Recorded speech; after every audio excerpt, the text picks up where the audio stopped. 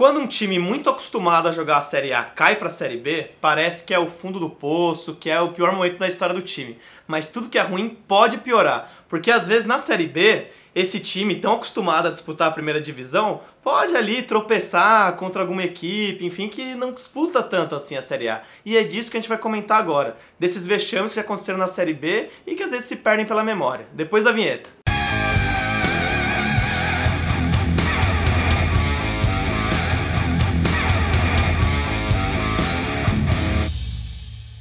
Como a gente explicou, o critério adotado aqui são times que disputaram muitas vezes a Série A e poucas vezes a Série B. E vale ressaltar também que, como Série B, a gente vai considerar também a Taça de Prata, que muita gente não considera que é Série B. O que acontece é o seguinte, nos anos 80, algumas edições do Brasileirão tinham a sua classificação definida pelos estaduais. Os estaduais dos anos anteriores ou do mesmo ano. E, enfim, quando um time não ia bem no estadual, não ficava entre as colocações que o seu estado tinha direito na Série A, ele tinha que disputar uma espécie de repescagem que então poderia colocá-lo na Série A do mesmo ano, na elite, na Taça de Ouro do mesmo ano. E muitos times que costumam ir bem nos estaduais, costumam estar na elite do brasileiro, acabaram não indo bem no estadual em algum ano e disputaram essa Taça de Prata. E a gente vai considerar aqui também como se fosse uma divisão de acesso, uma divisão menor do brasileiro, mesmo podendo no mesmo ano o time ir para a Série A e ali disputar o título. Então a gente não está falando que é Série B, que não vamos entrar nessa polêmica, mas a gente vai considerar a Taça de Prata também. Corinthians 1, Colatina do Espírito Santo 1, 1982. O Corinthians recentemente disputou a Série B de 2008, mas não passou nenhum grande vexame. Foi uma campanha até que tranquila. O time perdeu só 3 jogos, perdeu um para o Bahia no Pacaembu, que a gente não pode considerar assim um vexame, né? Perdeu também para o Vila Nova, em Goiás, mas o Vila Nova do Túlio Maravilha, que estava brigando pelo acesso. E na última rodada, já com os titulares de férias, com o acesso garantido, com o título garantido, perdeu para o América de Natal, que estava brigando para não cair lá em Natal. Mas enfim, a gente não considera que isso é vexame. Então, para encontrar um momento que o Corinthians teve um momento para esquecer, né, nessas divisões inferiores, a gente vai resgatar a Taça de Prata. O Corinthians disputou a Taça de Prata em 82, porque ele não foi bem no Campeonato Paulista de 81. Bom, então nesse ano de 82, para disputar a Taça de Ouro, né, a primeira divisão do brasileiro, o Corinthians jogou contra times como o Leônico da Bahia, o Guará do Distrito Federal, a Catuense da Bahia, enfim, enfrentou esses times, até o América do Rio também, para poder disputar a elite. E num desses jogos, nessa campanha, jogou contra o Colatina do Espírito Santo, um time até pouco representativo até no Espírito Santo, jogou contra o Colatina no Pacaembu e não passou de um empate de 1-1. O Colatina empatou no fim, depois de uma falha do Zenon lá que recuou mal a bola, e o Corinthians ficou com esse empate, foi muito vaiado. E antes do jogo, o Mário Travalini, o treinador do Corinthians, inclusive comentou que ele não conhecia o time do Colatina, que numa disputa dessas, né, tão incomum para o Corinthians, ele ia conhecer os times durante os jogos mesmo, não tinha como ele estudar o time naquela época. Então o Corinthians foi surpreendido pelo Colatina, mas aí vai lembrar também que o Corinthians conseguiu ali disputar a Taça de Ouro, né? Passou ali para disputar o título da primeira divisão naquele ano e foi o começo da democracia corintiana, daquele time com Sócrates, o Casagrande mesmo jogou essa Taça de Prata, enfim, Zenon, Vladimir, todo um elenco aí do Corinthians considerado um dos times mais fortes do Corinthians, começou dessa Taça de Prata que o Timão empatou com o Colatina no Pacaembu. ABC 3, Palmeiras 2 em 2013.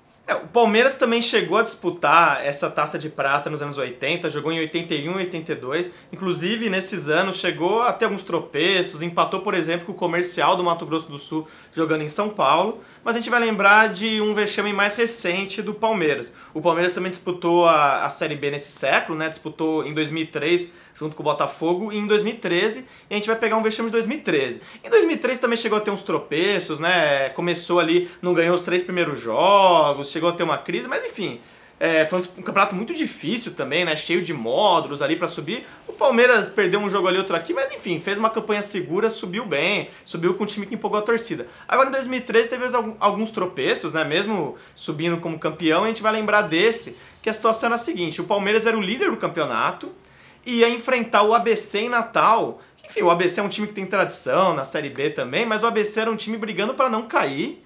E, enfim, o Palmeiras tinha jogadores que o torcedor palmeirense até depois criou idolatria, como o Fernando Praz no gol. Mas tinha alguns que o torcedor não quer lembrar, como o Allan Kardec, né, que até jogou bem, mas depois trocou o time. Tinha o Wesley, enfim. O Palmeiras foi jogar no Frasqueirão, treinado pelo Gilson Kleina, contra o ABC, que era tava ali na zona do rebaixamento do campeonato, e o Palmeiras foi derrotado num jogo que o Frasqueirão ficou abarrotado de gente, teve confusão na entrada, o jogo atrasou para começar, e aí o jogo teve várias viradas, mas acabou que o ABC, brigando para não cair, derrotou o Palmeiras, líder da Série B. E nesse ano de 2013, o Palmeiras perdeu também pro Icasa, por exemplo. Mas enfim, o Icasa, o Boa Esporte, mas eram times que brigavam ali para subir, depois até caíram um pouco, mas na hora que ganharam do Palmeiras, eles estavam brigando pelo acesso. Agora, essa derrota para o ABC é meio que difícil de engolir, porque o Palmeiras era líder do campeonato e o ABC estava lá embaixo. Vasco 0, Avaí 5 em 2014. O Vasco acumulou 3 rebaixamentos nos últimos anos, aí, né, já nesse século. Caiu, jogou a Série B em 2009, em 2014 e 2016. 2 desses anos, o Vasco subiu sem ser campeão. Em 2014 perdeu o título para o Joinville, em 2016 perdeu para o Atlético Goianiense. Enfim, todas as campanhas o Vasco teve ali um tropeço aqui, outro ali. Chegou a perder em São Januário para vários times, né? Em São Januário até no Maracanã. Perdeu para times da Série B em casa, fora, enfim, teve períodos sem ganhar, mas nada se compara com o que aconteceu em 2014 na virada do primeiro para o segundo turno. O Vasco encontrou o Avaí em São Januário e a situação era a seguinte, quem ganhasse o jogo podia assumir a liderança, mas quem perdesse podia até virar o turno fora do G4, né, do grupo que subiria. Enfim, o Vasco não só perdeu esse jogo, como perdeu de 5-0. Foi massacrado pelo Avaí, foi o jogo que culminou a queda do treinador Adilson Batista, né, que comandava o time.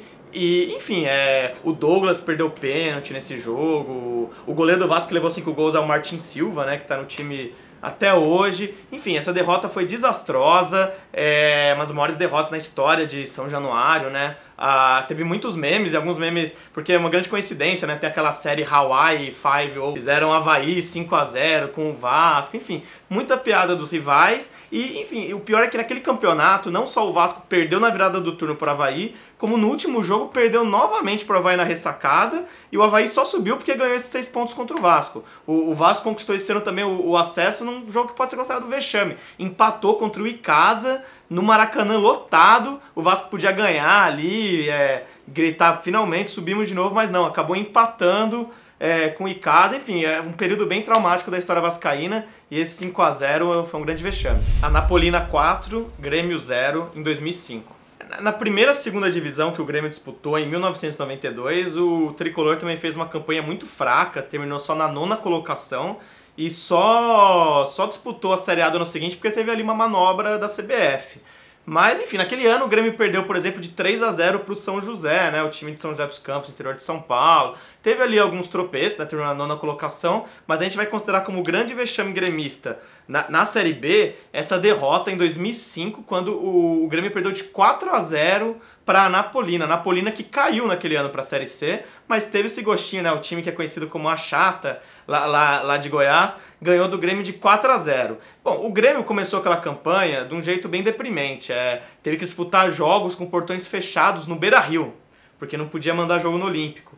E, enfim, chegou até a perder ali pro Ituano, depois perdeu uns outros jogos em casa e tal, nessa campanha. Foi uma campanha bem difícil, né? Tanto que subiu com aquela Batalha dos Aflitos, que foi aquele milagre, né? O Grêmio quase que não conseguiu subir esse ano.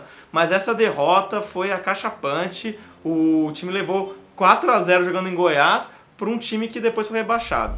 Atlético Mineiro 1, Ituano 2 em 2006. Na única vez que disputou a Série B, o Atlético Mineiro patinou bastante ali, sofreu um pouco para até embalar, né?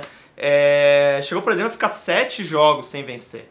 Mas nenhum vexame foi tão grande quanto essa derrota em casa pro Ituano ali no começo do campeonato. O Galo, que era treinado pelo Lorissandri,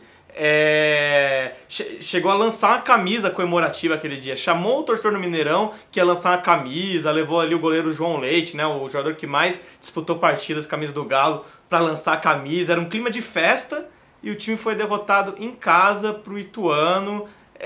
Enfim, foi um momento difícil, mas depois disso o Galo conseguiu. O goleiro do time era o Bruno, né, aquele goleiro Bruno que que depois jogou no Flamengo, teve aquele caso de homicídio, acabou preso, e o Atlético Mineiro acabou derrotado por Ituano em casa, depois só que foi melhorar na Série B. ABC 1, Fluminense 1, rebaixamento em 1998. Se a gente incluísse também jogos da Série C, a gente ia ter que lembrar de alguns vexames do Fluminense na Série C de 99. Por exemplo, perdeu para o Serra do Espírito Santo. O Flu foi campeão da Série C de 99, mas teve ali alguns percalços. Um jogo nunca existiu, um jogo que a gente já desmentiu aqui é aquele Fluminense Lagartense, lá 3-2 para Lagartense, esse jogo que tem ficha técnica rolando pela internet, esse jogo nunca existiu, mas enfim, o Fluminense disputou a Série C 99. Vamos lembrar um pouquinho como foi esse período triste do Fluminense ali da metade para o fim dos anos 90. Em 96, no Brasileirão, o Fluminense acabou na zona de rebaixamento junto com o Bragantino, mas numa virada de mesa o time se manteve na Série A em 97. Em 97 caiu novamente, de tão braba que estava a fase do Fluminense. Naquela época o Fluminense chegou a fazer até um amistoso muito folclórico contra a MTV. Enfim, foi um período bem difícil para o Flu. E aí caiu e foi jogar a Série B em 98. E aí o regulamento daquela Série B, na primeira fase, era dividido em grupos. E o último colocado de cada grupo era rebaixado para a Série C. E os piores vice-lanternas também cairiam. Foi o caso do Flu. Ele foi um dos piores vice-lanternas. A chave do Fluminense tinha Joinville, ABC, Paysandu, CRB e Juventus. O Juventus São Paulo, o moleque travesso. E, enfim, começou muito mal o torneio. Começou perdendo pro ABC no Rio de Janeiro. Num jogo que a torcida, um jogo que era de manhã, no final de semana de manhã. A torcida lotou o estádio. O Flu começou perdendo. Depois perdeu para o Juventus jogando em Osasco, né? O Juventus não pôde mandar o jogo na Rua Javari, mandou contra o Flu em Osasco, ganhou. E depois também ali empatou vários jogos, teve muitos empates e acabou perdendo também para o Paysandu em Belém. Chegou na última rodada tendo que ganhar do ABC em Natal, ou até empatar, mas enfim, tinha que ter uma série de resultados.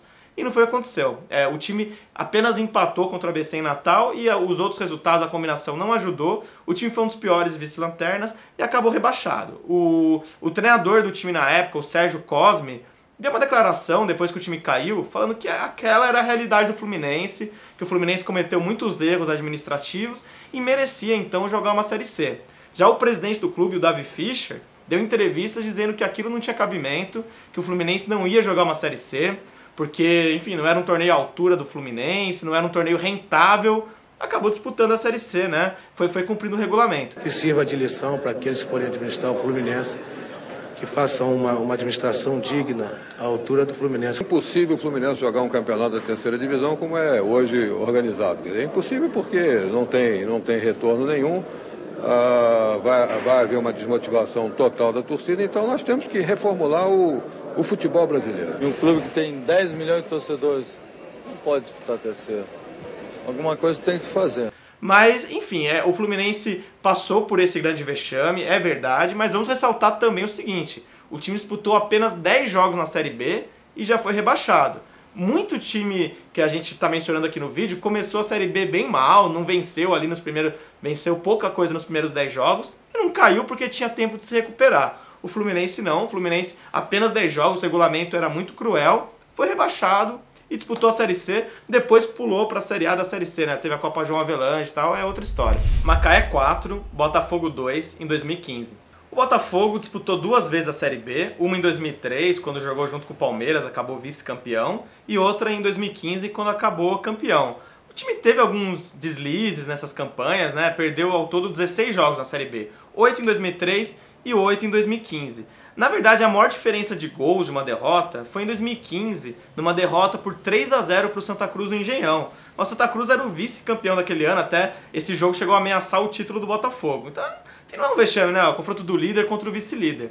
A gente vai considerar como o maior vexame esse jogo, que foi contra o Macaé. O Macaé que acabou rebaixado em 2015, brigou ali no campeonato para não cair e tal. Na última rodada perdeu para o time do Ceará, naquela arrancada maravilhosa lá que o Lisca comandou. O Ceará rebaixou o Macaé na última rodada, mas ali no primeiro turno, na 9ª rodada, o Macaé derrotou o Botafogo por 4-2. Botafogo que tinha nomes como Bill, Rodrigo Pimpão, enfim, tinha ali um elenco, era treinado pelo René Simões. O Macaé era treinado pelo Marcelo Cabo, aquele que depois foi campeão da Série B com o Atlético Goianiense, mas ficou mais lembrado por desaparecer, descobriram que ele estava num motel, tal, aquela história meio esquisita.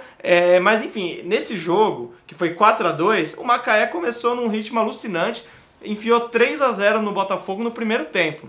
E o Botafogo não teve como reagir, enfim, e acabou perdendo por 4-2, foi uma grande diferença de gols. Começou ali uma crise para o time do René Simões, depois o Botafogo se recuperou e subiu como campeão.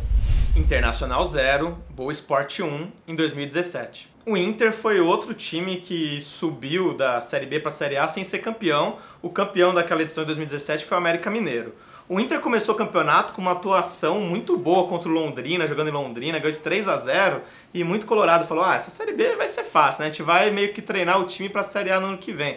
Só que na verdade não, o Inter fez uma campanha muito irregular, perdeu 7 jogos e empatou 11, né? Então 18 jogos que não venceu, quase um turno inteiro o Inter não venceu, não à toa o campeão foi o América Mineiro. E um desses tropeços do Inter em casa foi contra o Boa Esporte, né? Um time que acabou rebaixado. O Inter levou um gol logo no comecinho, né, aos 6 minutos do primeiro tempo, e foi pressionando, mas não acertou o chute ao gol. Foi uma pressão meio louca ali, que enfim, acabou não levando perigo para o gol do Boa Esporte, só pressionou, mas não chutava, não acertava ali a meta do goleiro. Depois o Boa Esporte teve o zagueiro Júlio Santos expulso no fim do jogo, mas o Inter não conseguiu buscar um empate, pelo menos. Teve esse vexame aí de perder para o Boa Esporte em pleno Beira-Rio. E é isso, a Série B não é um torneio fácil, como a gente pode ver. Os times que disputam muito a Série A acabam tropeçando, essa lista tende a aumentar nos próximos anos, mas enfim, se você sentiu falta de algum jogo aí, alguma coisa você quer contestar, quer falar de outro vexame que teve, fala aí nos comentários, ou enfim, para comentar, compartilha com seus amigos. Aliás, esse vídeo foi uma ideia do James Douglas, o James Douglas 1 é o nick dele, ele colocou nos comentários do vídeo que a gente fez da Série C, falou, por que vocês não falam dos vexames enfim, de times, né, que disputam muito Série A, jogaram a Série B, e a gente então fez aqui. Mande sua sugestão de vídeo também, que é bem legal, compartilhe o vídeo se você gostou, dá um like, se inscreve no canal, e é isso aí, pessoal, até a próxima!